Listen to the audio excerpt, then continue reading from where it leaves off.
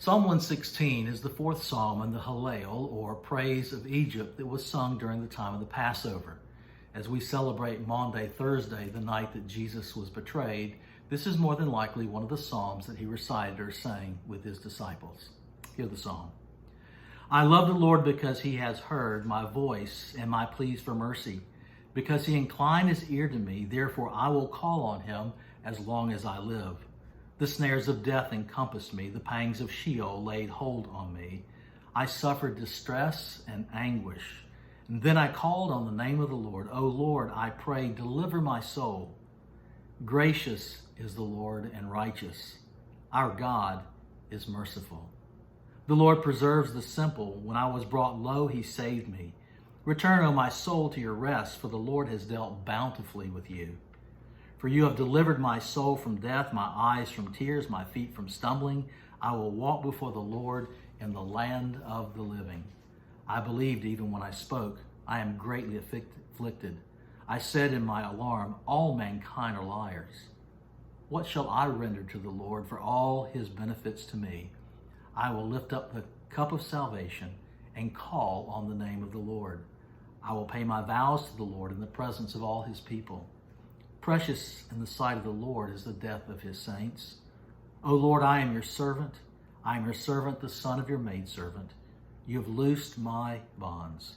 I will offer to you the sacrifice of thanksgiving. I will call on the name of the Lord. I will pay my vows to the Lord in the presence of all his people, in the courts of the house of Jacob, in the midst, O Jerusalem. Praise the Lord. The psalmist, having been greatly delivered and blessed by the Lord, asked the question, what shall I render to the Lord for all his benefits to me? And his answer, I will lift up the cup of salvation and call on the name of the Lord. Lifting up the cup of salvation was a confession of faith. It was an act of worship. It was a proclamation, a public proclamation that salvation is of the Lord. Now, why would a psalm of individual salvation be included in the Hallel of Egypt? Well, evidently the people saw that this individual salvation paralleled the national salvation that God delivered his people when they cried out to him, and he brought them out of Egypt, out of the land of slavery. Now, I want you to imagine Jesus celebrating the Passover meal with his disciples, and when it came time to drink one of the 4 cups, they sang or recited this psalm. And imagine Jesus reciting these words, I lift up the cup of salvation. Imagine Jesus doing this, knowing that the only way his disciples could drink of the cup of salvation was for him to drink of another cup, a cup that he deeply dreaded, a cup that he pled with the Father to remove from him. Yet you hear his holy resolve when he cried out in the garden, Father, take this cup from me. Nevertheless, not my will, but your will be done. And what cup was that?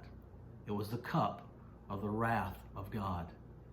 The cup of the wrath and fury of God against sin. And yet in a matter of hours, Jesus would take up that cup and drink it down to its dregs as he suffered and died on the cross. He drank that cup of wrath so that we would never have to taste of it, in order that we might also be able to drink of another cup, the cup of salvation.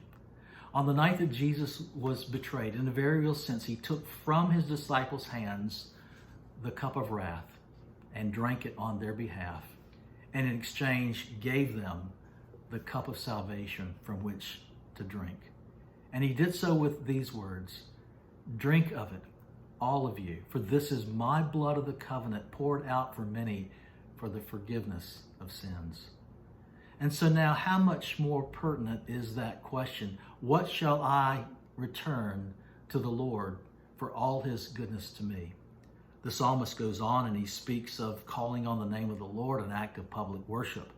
He speaks of fulfilling his vows in verse 14, of offering himself as a willing service and sacrificing thanksgiving offerings to the Lord.